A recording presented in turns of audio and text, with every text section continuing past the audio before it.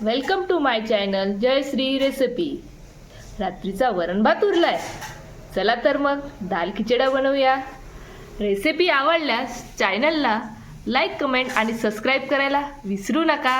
उभा चिरलेला कांदा, पत्ताकोबी आणि कांदा याच्याने किसून घेतलेले आहे, त्यामुळे ते खूपच बारीक होतात। टोमॅटो, बटाटे, फ्लावर, बारीक चिरलेली कोथिंबीर, 2 हिरव्या मिरच्या, त्यांना मी असे मधून कट करून घेतलेले आहे।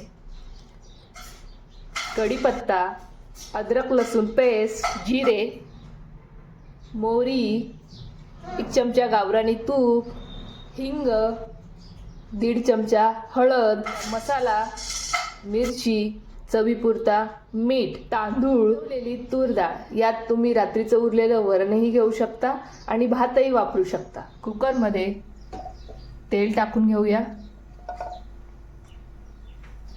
त्यात गावरानी तूप टाकायचे। चांगलं गरम झाल्यावर त्यात कढीपत्ता टाकायचा आहे। कढीपत्ता चांगला गरम झाल्यावर त्यात चिरलेला कांदा, त्यानंतर अद्रक लसूण पेस्ट, बटाटा, टोमॅटो, मिरची, फ्लावर, पत्ताकोबी आणि फ्लावर ऑप्शनल आहे, याच्या बदल्यात तुम्ही दुसऱ्या पण भाज्या टाकू शकता। हे सगळं व्यवस्थित परतवून घ्यायचे आहे। भाज्या परतवून झालेल्या आहे। जिरे, मोहरी, हिंग, हळद, मसाला, मिरची, चवीपुरता मीठ व्यवस्थित मिक्स करून घ्यायचे आहे। तूर डाळ किंवा रात्रीचे उरलेले वरण टाकू शकता।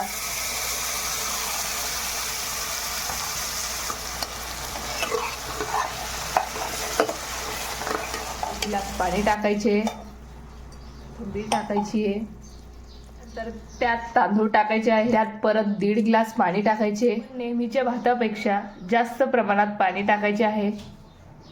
कुकरला झाकण लावून 4 ते 5 शिट्ट्या घ्यायच्या आहे। कुकरचे 4 ते 5 शिट्ट्या झालेल्या आहेत। आता कुकर उघडूया।